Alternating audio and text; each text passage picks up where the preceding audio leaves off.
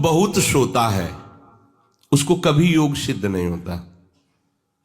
सच्ची मानिए, 3 घंटे नींद में काम हो जाता है,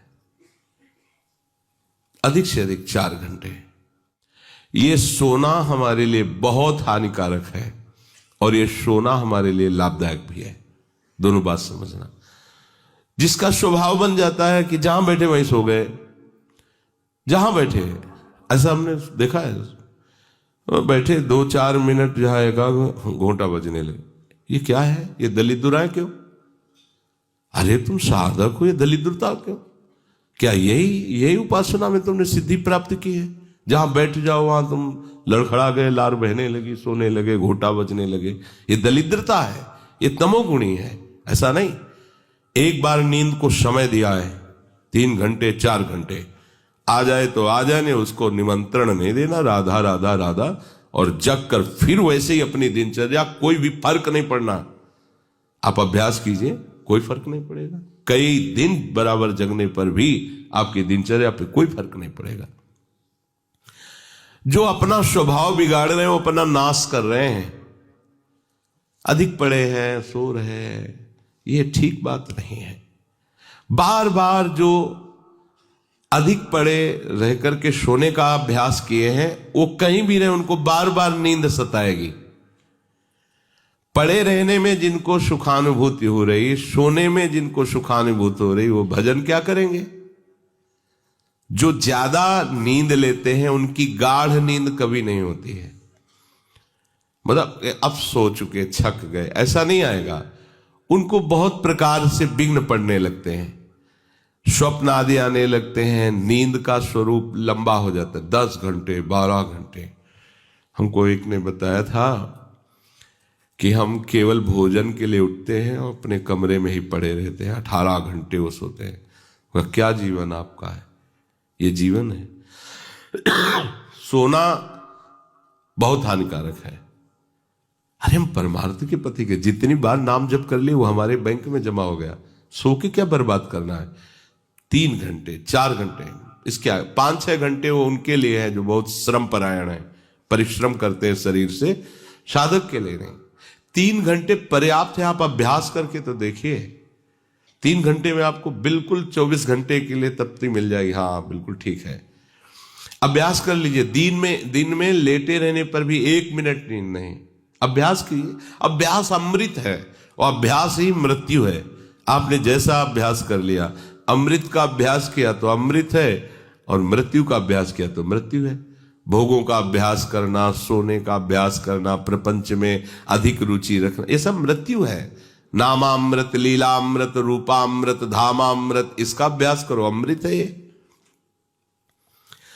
शरीर उसका बहुत सोने पर भी आलस्य से भरा रहेगा।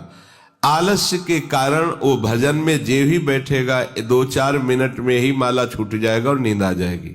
ऐसा दर्शन होता है। वो बहुत कोशिश करते हैं, बस ऐसे हो जाते हैं। ये कैसे हो गया? तुम्हारा क्या अभ्यास है? ऐसे कैसे कोई हम पे ऐसे कैसे हावी हो सकता है? कोई हमारे ऊपर ऐसा कैसे शासन कर सकता है? चाहे नींद हो या काम हो या क्रोध हो, आप क्या हो? आप समझो, आप भगवान के अंश हो और आप इतना अधीन होते चले जा रहे हैं शरीर के। सत्संग हो रहा है, आप मुंह बगाड़ के सो रहे हैं। कीर्तन हो रहा है, आपको झटके नींद के आ रहे। धिक्कार है आपको जीवन को। आप साधक हो, आप उपासक हो, ये क्या हो रहा है? जहां आपको संपूर्णतया सावधान होकर चैतन्य रहना है, वो आप सो रहे हो। कैसी आपकी दिनचर्या, कैसी आपकी साधना है? आप हो क्या? विचार करना चाहिए। डांटने की विषय नहीं है, कोई तुम्हें जगाए विषय नहीं है। भगवत कृपा से जीवन में कभी अलार्म नहीं बजाया कि हमको इतने बजे उठना है, पता नहीं उठ पाए कि ना उठ पाए। अभ्यास योग युक्त चेतसा नान्यगामिना, ऐसी स्थिति हो कि हम उठ ना पाए तो बात अलग की है। नहीं, बख्शना नहीं इस शरीर को, अब भाई हमें चलो हम नहीं आ रहे, ऐसा नहीं। अगर सांस है, दम है, बिल्कुल इसको बख्शना नहीं। हम केवल आपको उपदेश नहीं कर रहे, बख्शना नहीं। शरीर के प्रति इतना प्यार नहीं दिखाना कि वो हमारे प्यारे से हमको दूर कर दे, ऐसा नहीं। ये जड़ वस्तु है, ये चैतन्य नहीं है। तुमसे ये चैतन्य है, तुम अपनी चैतन्यता को समझो, इसके अधीन हो रहे हो। ये तो बहुत बुरा लगता है जब कोई साधक सत्संग में या माला लेकर भजन करने में या पाठ करने में सो रहा है, तब लगता है। ग्रंथ सामने खोला है, थोड़ा पाठ कर, ऐसे ऐसे। एक जगह दर्शन कर ले जाते थे, वो भागवत का स्वाद है। वो श्री जी के सामने भागवत पढ़ते पढ़ते नाक और माथा पूरी भागवत में रख दिया, और 2500 लोग आ जा रहे हैं ऐसे। तो उनको जैसे कहते हैं, पंडित जी श्री हरिवंश, हाँ हाँ श्री हरिवंश। अब ये हो क्या रहा है, ये क्या हो रहा है? अगर आपके अंदर नींद है तो आप चैन से 1-2 घंटे सो लीजिए और फिर बैठिए, चैतन्य होकर बैठिए। ये अपमान है शास्त्रों का। आप चैतन्य घन प्रभु के वचन पढ़ रहे हैं, आपको नींद आ रही, प्रभु की चर्चा हो रही, आपको नींद आ रही। कभी विषय चर्चा में आपको नींद आई? कभी फिल्म देखने में नींद आई? नौटंकी नाटक देखने में, रिश्ते नातेदारों से बात करने में, रिश्ते नातेदारों, आपका लड़का विदेश में रह रहा हो, उसकी कोई बात बता रहा हो, आपको नींद आएगी? नहीं आएगी। लेकिन अपने परम प्राण स्वरूप श्री प्रियालाल की चर्चा हो रही, आपको नींद आ रही है। अब हो क्या हो, जरा विचार करके देखिए। तो ये आलस्य के कारण उसके भजन में भारी बाधा हो जाएगी। उसका योग कभी सिद्ध नहीं होगा जो अधिक सोता है। सबसे प्रार्थना है, आप अपने लिए नींद का समय निश्चित करें अपने हिसाब से, शरीर का परिश्रम देख करके। अब जैसे जो उपासक रात भर सेवा में लगे रहते हैं, हम उनके लिए कहेंगे कि चाहे दिन हो चाहे रात हो, आप 4-5 घंटे आराम से सोइए। प्रार्थना है कि सोइए, क्योंकि आप जवान साधक हैं। सोएंगे तो आपकी इंद्रियां फिर भजन में लगेंगी। आप अपने को देखिए, यदि आप कोई सेवा बल वाली नहीं करते हैं तो 4 घंटे से ज्यादा आप नहीं ले। अच्छा उपासक 3 घंटे में हो जाता है। अब आप लोग देख लीजिए, अपनी एक दिनचर्या में नींद का समय आप निश्चित कीजिए, और जो निश्चित कीजिए उसे कम से कम 10 वर्ष तो निभाइए। यहां 2-4 दिन में दिनचर्या बदल जाती है, ऐसे नहीं होना। साधु का ऐसा नहीं होता। कुछ नियम लो तो 10-5 वर्ष तो चलो, 2-4 दिन में सब फिसल जाते हो, क्या फायदा है? एक नियम लो, हम इतने घंटे सोएंगे, हम छूट देते हैं आपको। आप अपने आप ने नियम लो कि हमारा इतने घंटे में हो जाएगा। उस घंटे को आप लिख लो अपने सामने कि मुझे इतने घंटे केवल सोने के लिए सत्संग में अनुमति है, क्योंकि हमने वहां इतना नियम लिया था। आप ले, बताने की जरूरत नहीं। आपके द्वारा लिया हुआ नियम फिर आपसे कभी नहीं टूटना चाहिए। स्वीकार करो आप अंदर से कि आप इतना सोएंगे, पर लिमिट हम बताए देते हैं। शरीर अधिक श्रमित जो सेवा में होता है 5 घंटे, गृहस्थी है तो 6 घंटे, साधक है 4 घंटे। भजनानंदी को कहना ही नहीं पड़ेगा, 3 घंटे में हो जाता है। इसी के अंतर्गत आप चयन कर लीजिए। 6 से 7 में मत बढ़ना, क्योंकि सत्संगी हो, इतना भारी श्रम तुमसे नहीं होता।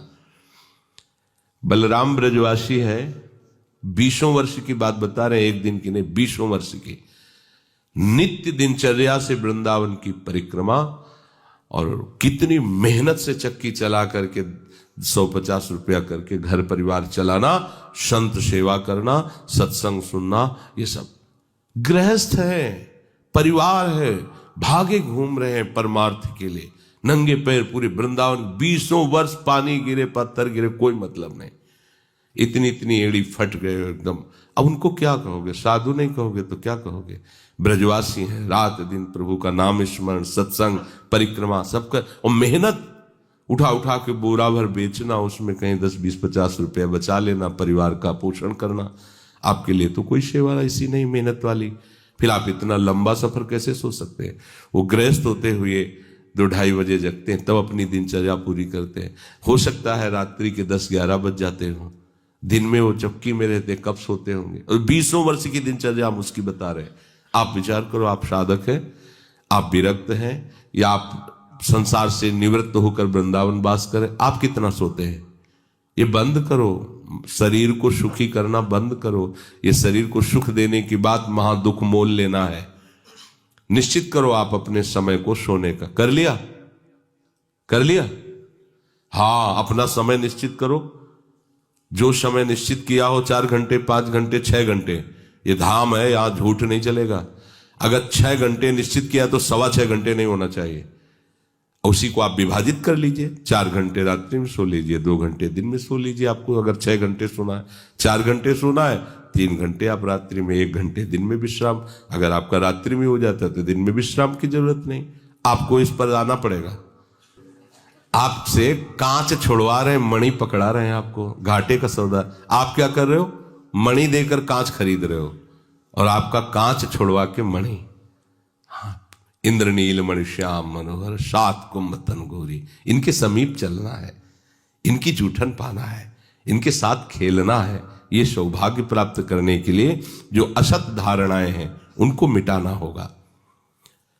जागृतो नैव च अर्जुन, ये तो अधिक सोने वाले की बात हुई। अब कह रहे हैं अधिक जागने वाले को भी सिद्धि प्राप्त नहीं होती।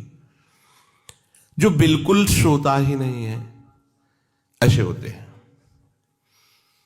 पूरी पूरी रात चली गई नाम कीर्तन में, पूरी पूरी रात चर्चा में चली गई, 2-2 3-3 जन केवल बैठ गए और प्रभु की पूरी रात चली गई।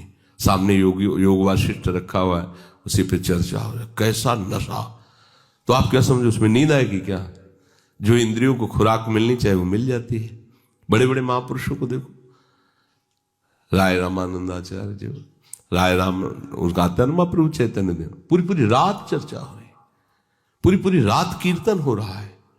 क्या होता कि सुबह सब ऐसे लुढ़के हैं नींद में? नहीं, यहां उनकी बात हो रही है जिनकी अभी रुचि भजन में नहीं हुई है। उनको समय से सो जाना चाहिए, समय बर्बाद नहीं करना है। जो नींद का समय दिया है उसमें नींद आए या ना आए, हमें सोने के लिए नहीं लेटना है। जब लेटे देखा हाँ इस समय से इतना समय लेटने में देना है, नाम शुरू किया, तन्मय हो गए। जब नींद आई, जब आंख खुली बस फिर मंत्र में तन्मय फिर लग गए। ये भजन है, इसको ऐसे प्रमाद में मत डालिए। यहाँ दिनचर्या हो गई, अब पड़े हैं, करवट बदल रहे हैं, समय निकलता चला जा रहा है, आज सत्संग में क्यों नहीं आए, सो गए थे, ऐसा नहीं होना चाहिए। जो बिल्कुल नींद नहीं लेता उसका अभ्यास ठीक नहीं होगा, वो निरंतर भजन में बाधा पहुंचा देगा। जो ऊंचाई पर चढ़े हुए महापुरुष हैं वो सत्संग और नाम कीर्तन और भगवत चिंतन से ऐसी सामर्थ्य प्राप्त कर लेते हैं कि वो कई दिन भी ना सोए तो उनको विक्षेप नहीं होगा कि परेशान है, इनको तो नींद ही नहीं आई है। क्योंकि उनके जागने में इंद्रियों को वो सब मिल जाता है जो सांसारिक पुरुष को नींद में इंद्रियों को विश्राम मिलता है, उनको भजन में मिल जाता है। परंतु उस स्थिति तक पहुंचने के लिए समय से सोना आवश्यक है। जब विश्राम और इंद्रियों को खुराक नींद की मिल जाती है तो वो भजन में हमारा ज्यादा सहयोग करते हैं। इसलिए उचित समय निश्चित करो नींद का, और उतना ही आप उसको शयन के लिए दो, नींद आए या ना आए, ठीक समय पर उठ जाओ। उठने की प्रवृत्ति का होता है कि सबसे पहला काम, जहां आपकी घड़ी पे दृष्टि गई कि हमारा समय उठने, तो सबसे पहले बिस्तर से हट जाओ। आप ओढ़े हो उसको तुरंत हटाओ। गर्मी है, आप पंखा एसी जो भी चला, तुरंत पहले उसको बंद करो। सुविधाओं को पहले हटाओ, फिर बैठ जाओ। कुछ देर नाम जप, गुरुजनों का चिंतन, फिर अपनी दिनचर्या प्रारंभ। जो कंबल में ऐसे रजाई में ओढ़े ओढ़े ही सोच रहे अभी तो 2 बजने में 10 मिनट बकाया, 10 मिनट में उठ जाएंगे, तो ऐसा वो विक्षेप हो जाएगा कि वो 2 घंटे आपको समझ में नहीं आएंगे। फिर 4 बजे आप उठो, 4 तो 4, बहुत गलती हो गई। ऐसे नहीं किया जाता। अपने लोगों ने ऐसे अभ्यास नहीं किया, तुरंत फेंको, तुरंत खड़े हो गए। पता है कि बैठेंगे तो नींद आई जाएगी, चलते हुए भगवत स्मरण कर रहे हैं, जल पिया, शौच स्नान अपनी दिनचर्या में। ये चित्त हमारे वश में नहीं, हम चित्त के वश में है। जो चिंतन कराता है हम वही। कल एक उपासक प्रश्न कर रहे थे कि कभी कभी हमारा मन कहता है हम निहाल हो गए, कभी कभी मन हमको कहता कि कुछ नहीं मिला। तो तुम मन को गुरु माने हो क्या? मन को आराध्य देव माने हो क्या? मन को अपना मित्र माने हो क्या? ऐसे सलाहकार की क्या बात कि कभी कभी कहता है तुम जीवन मुक्त हो गए, कभी कभी कहता है तुम विषयी हो। उसकी बात थोड़ी माननी है। वो अपनी स्थिति बता रहा है, मन तुम्हारी स्थिति नहीं बता रहा है। जब कभी भगवदानंद में तो मन कहता निहाल हो गया, और जब विषयानंद में तो लगता मैं फंस गया। तो तुम उसको देखने वाले हो, तुम उसको चलाने वाले हो, तुम ही से वो चल रहा है तुम्हारी शक्ति से, तो तुम रो काहे को रहे हो, व्यथित क्यों? मतलब कोई भी प्रश्न करने के पहले आपने चिल्ला के रो दिया, अब सब प्रश्न का रहस्य नहीं मिल पाएगा आपको, क्योंकि पहले ही देख लिया कि आप नहीं। गंभीर, किसी संत के पास जाने के लिए पहले गंभीरता पूर्वक प्रश्न करो। कोई भावुकता की बात आ रही है, आप रो देते हो तो अच्छी बात है। अब आप प्रश्न कर रहे हो, पहले तो चिल्ला चिल्ला कर रो रहे हो, पूरा वातावरण जो है आपने गंभीरता से रहित कर दिया। और दूसरी बात, आप समझोगे क्यों रो रहे हो। अगर प्रियाजू की प्राप्ति के लिए तो सभा में चिल्ला के रोने की जरूरत क्या है? प्रियाजू की प्राप्ति के लिए तो एकांत में रोइए, खूब नाम जप कीजिए। अगर सभा में आए हैं प्रश्न करने के लिए तो गंभीर रहिए और मुस्कुराते हुए प्रश्न कीजिए। ये रोना धोना नहीं, ये एकांत का विषय, अपने आराध्य देव के विषय में कभी भाव आ रहा है तो बात अलग की है। हम चित्त के अधीन हो गए हैं, बस इसको सुधार करना है।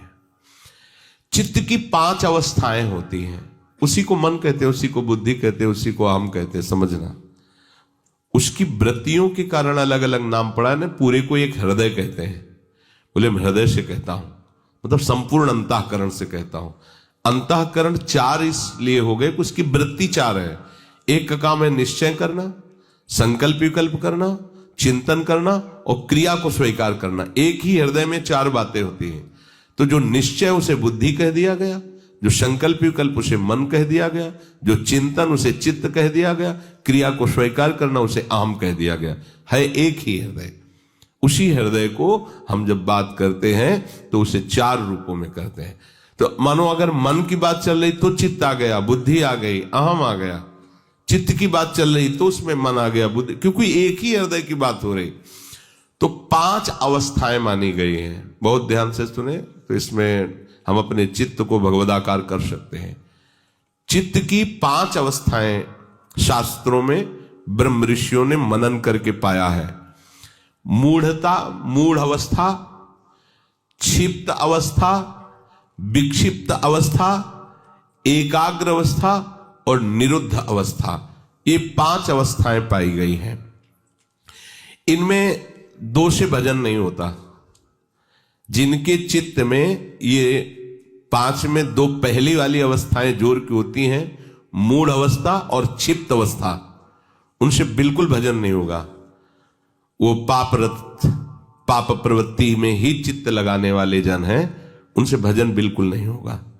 जिनके ये विक्षिप्त, एकाग्र और निरुद्ध ये गौड़ हैं, एकदम दबे हुए हैं, और मूढ़ता और क्षिप्तता ये जागृत है, बहुत विशाल, उनसे भजन नहीं होगा, साधन नहीं होगा।